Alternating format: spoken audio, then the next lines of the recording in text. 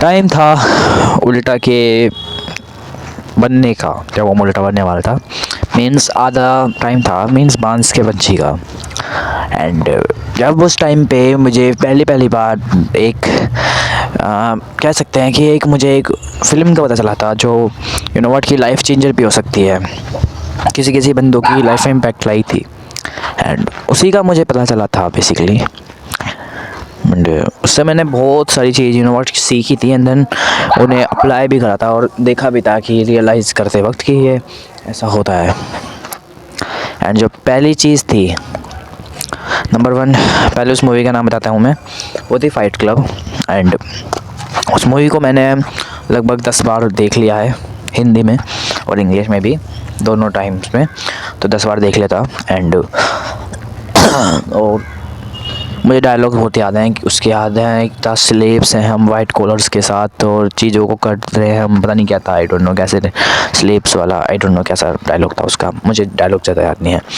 But जो उसमें चीज़ें होती है ना, कि जिसमें वो अपने सर के पीछे एक गन रख देता है, वो वाली चीज़ें, तो नंबर फर्स्ट वही है स्टेप, वो नंबर फर्स्ट लेसन वही है जो मैंने उस फिल्म से सीखा था।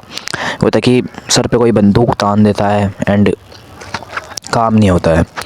अब देखो उस सीन को तो मैं यहाँ पे अटैच नहीं कर सकता, बट मैं कर क्या सकता हूँ, मैं आपको बता सकता हूँ कैसे सीन था। मीन्स एक उसके पीछे बंदूक तान देता है, सो हम उसे अपनी रियल लाइफ में अप्लाई कैसे कर सकते हैं।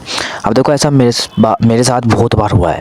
मीन्स जब मैं एक बार शादी में गया था, फॉर सम रीजंस, मतलब शादी में तो जाती है ना, हाँ, तो शादी में गया था, तो मैं पानीपत गया हुआ था। एंड वहाँ पे होता पता क्या है, मेरे भैया की शादी थी, तो उनकी शादी में मेरा काम करने का मन नहीं था बिल्कुल भी, क्योंकि मेरी तबीयत सी ख़राब थी, थोड़ी नासाज थी वैसी, मतलब बेकार सी थी। तो मेरा काम करने का बिल्कुल भी मन नहीं था कि मैं काम करूँ उनकी शादी में। तो काम करने का मन तो नहीं था, बट दिक्कत क्या थी ना, कि करना पड़ रहा था क्योंकि मेरे भैया की शादी थी। तो मैंने मतलब कर दिया था, मतलब थोड़ा बहुत तो काम कर दिया था। बट फिर था कि भगोने होता है ना, भगोने, वो मुझे ऊपर छत पे लेके जाते थे, एंड वो फर्स्ट फ्लोर पे लेके जा रहे थे और मैं जब था 4th फ्लोर पे। एंड फिर मुझे रियलाइज़ हुआ कि मैंने यार मूवी देखी थी ना, मूवी में एक सीन था बंदूक वाला, कि मान लो कि तुम्हारे पीछे किसी ने बंदूक लगा दी है और तुम्हें जाना है, और अगर नहीं गए तो तुम्हारी वो ट्रिगर दबा देगा एंड देन तुम मर जाओगे। तो मैंने वही सीन को अपने दिमाग में इमेजिन करा एंड देन काम को कर दिया। मीन्स सर पे भगोना ला के रख के और बंदूक वाला वो जो सीन था वो इमेजिन करा कि बंदूक रख रही है किसी ने और मैं चला गया। And you know what will happen, मेरे साथ होता है, मैं उन भगोनों को 3 के 3 भगोनों को ऊपर रखे आता हूँ फर्स्ट फ्लोर पे। दिस इज़ द डर, ये है डर कि तुम्हारे पीछे को जब कोई यू नो व्हाट एक रिस्पॉन्सिबिलिटी होती है। देखो रिस्पॉन्सिबिलिटी नहीं कह सकते, रिस्पॉन्सिबिलिटी बहुत कम लोग मानते हैं, अगर मानते भी हैं तो अच्छा है। बट डर जो होता है ना, जैसे कि तुम्हारे कोई मार देगा, लाइक तुम्हें कोई भाला मार देगा अगर तुमने इस काम को नहीं करा, या फिर तुमने इस माइक के कवर को नीचे नहीं फेंका तो तुम्हें कोई भाला मार देगा, या फिर तुम यहाँ से कूदे नहीं और प्लॉट में नहीं गए तो तुम्हें कोई भाला मार देगा। बहुत सारे रीजंस हो सकते हैं ना, बहुत सारे हो सकते हैं। तो उन चीज़ों को ही कहते हैं कि हमारा डर हम पे हावी नहीं हो सकता, मतलब जो हमारा डर है वो हावी हो जाता है तो हम उस काम को भी कर देते हैं जो हमसे नहीं हो सकता था। एंड वो मेरे से नहीं हो सकता था उस टाइम पे, क्योंकि एक तो मेरी तबीयत ख़राब थी, ऊपर से भगोने इतने भारी थे। तो जस्ट इमेजिन मेरे बॉडी को देख के आपको लगता है कि मैं इतनी सारी चीज़ें उठा लूँगा। सो बस यही थी कि उस गन वाले सीन ने मेरे में इम्प्रूवमेंट बहुत लाई। एंड देन अब जब भी मुझे कोई काम मुश्किल लगता है या फिर मेरे से नहीं होता है, मन भी नहीं करता है, तो मैं सिर्फ गन को इमेजिन करता हूँ। एंड मेरे साथ एक बार केस और हुआ था कि जब मैं अपनी स्कूल की पार्टी में गया हुआ था, तो वहाँ पे जो था ना, मैम ने बेसिकली, मैंने सारी मैम की हेल्प करी थी, तो स्कूल की पार्टी थी तो मैम की हेल्प करना ऑब्वियस था। एंड फिर हम सब ने पार्टी करी थी। पार्टी करने के बाद एक मेरी फ्रेंड थी जो थी एक लड़की, एंड वो मुझे कहती है कि तू मुझे ज़रा मेरे ट्यूशन तक छोड़ आएगा क्योंकि मेरे ट्यूशन का टाइम होने वाला है। मैंने कहा आप कौन सी ट्यूशन जाना है, आप 7 बज रहे हैं रात के, वो शाम के 7 बज रहे हैं, कौन सी ट्यूशन जाएगी तू। उसने कहा, वो कहती है चुपचाप चल रहा है, नहीं चल रहा। और वैसे वो मेरी जो फ्रेंड की थी, वो गर्लफ्रेंड थी मेरी फ्रेंड थी की। एंड मेरा जो फ्रेंड था वो मेरे से कहता है छोड़िया ना। तो मैंने फिर अपने आप से सवाल पूछा कि यार मेरे पीछे बंदूक रखी है, क्या छोड़ गया हूँ। और मैं जब बहुत थका हुआ था क्योंकि मैम के साथ हेल्प करवाई थी सारे के साथ, मैंने कहा नहीं भाई मैं नहीं जा सकता, आई एम सॉरी। एंड मैं जाके सीधा अपने घर गया, घर जाके सो गया, बस ये काम करा मैंने। एंड फिर मुझे रियलाइज़ होता है कि यार मैंने सही करा, क्योंकि कभी कभी अगर डर इतना ज़्यादा हो, जैसे लाइक आपको कोई यूँ कहे कि मैं तेरी गोली मार दूँगा, अपनी मम्मी को मार दे, ठीक है, जस्ट इमेजिन, तो क्या आप अपनी मम्मी को मार दोगे? अब बहुत से बंदे कहेंगे नहीं, मैं तो नहीं मारने का अपनी मम्मी को एक गोली के चक्कर में, मैं मर ही जाऊँगा खुद ही। तो वही मैंने किया कि मैंने कहा मार दे भाई, मुझे मार दे, बट मैं नहीं जा सकता, मेरी हिम्मत टूट गई है। एंड उस टाइम पे मुझे बहुत ज़्यादा थकान हो गई थी, तो मैंने बेसिकली कराई नहीं, क्योंकि मैं क्यों करूँ, उसकी गर्लफ्रेंड मेरी थोड़ी थी ब्रो। तो नंबर थर्ड वो था कोपिंग मैकेनिज़्म के ऊपर, और कोपिंग मैकेनिज़्म के ऊपर था कि वो उसके हाथ पे एसिड होता है ना, एसिड वो डाल देता है, और वो ठंडी ठंडी आँख बंद करके ठंडी ठंडी बर्फ़ इमेजिन करता है कि आहा ये तो मेरे थे। तो उसे कहते हैं coping mechanism. But coping mechanism बहुत सारे होते हैं, ये सिर्फ एक साइन था। एंड वो कहता है ना कि इस दर्द को वो छुपा मत, इसे सह, मतलब इस डर से, मतलब सह इसे कि कैसा है ये दर्द, सोच इसे, ऐसे कहता है ना वो। तो उससे जो मेरी लाइफ में इम्पैक्ट आया था वो था कि मैं अपने डर को छुपा लेता था। मीन्स मुझे अगर खेलने से दर्द होता था, मीन्स मेरी जोड़ यहाँ पे, क्योंकि मेरे लग चुकी थी पैर में बहुत गंदी वाली, तो मुझे खेलने से दर्द होता था यहाँ, मतलब घुटनों में। तो खेलने से मुझे दर्द होता था एक घुटने में, तो मैं उस दर्द को छुपा लेता था, अपने दोस्तों से कहता था यार मेरा मन नहीं कर रहा है खेलने का। एंड मैं कहता था, मैं कोप कर देता बेसिकली, मेरा खेलने का मन नहीं है। मैं कभी भी सच्चाई नहीं बताता किसी को भी कि मेरे घुटने में लगी हुई है। एंड आई थिंक अगर मैं बता देता तो वो मेरे से इतना ज़्यादा काम भी नहीं करवाते मेरे साथ, यू नो व्हाट, कि ऐसे मुझे बुली भी नहीं करते। आई बिलीव कि मुझे बुली नहीं करते जब उस टाइम पे। बट कर भी क्या सकता है, वो तो था मेरा उल्टा वर्जन, कर कुछ नहीं सकते ना, क्योंकि पास्ट को तो बदला नहीं जा सकता ना, फ्यूचर को बदला जा सकता है। बदलाव सिर्फ इसमें हो सकता है, वास्तविकता में। तो मैंने सोचा कि अगर मैं अपने साथ मतलब ऐसे ही कर देता कि मैं जस्ट लाइक वो बंदा कर रहा था कि ठंडी ठंडी बर्फ़ इमेजिन कर रहा था, दर्द को सह नहीं रहा था, उसे छुपा रहा था। तो दर्द को सहना चाहिए, क्योंकि जब भी तुम्हें उसे मिटाने का यू नो व्हाट एक फ़ॉर्मूला मिलता, जैसा मेरे साथ हुआ था। ऑब्वियस सी बात है ना, जब मुझे दर्द हुआ था मतलब पैर में, जब मैं एक बार अपने फ्रेंड के साथ खेल रहा था गाँव में, तो वहाँ पे दर्द हुआ था। मेरी जो बुग्गी होती है ना, बुग्गी, उसका हुंडल सा था, मतलब नुकीला सा, और मेरे पैर में गड़ गया था, तो उसकी वजह से मेरे दर्द होता था।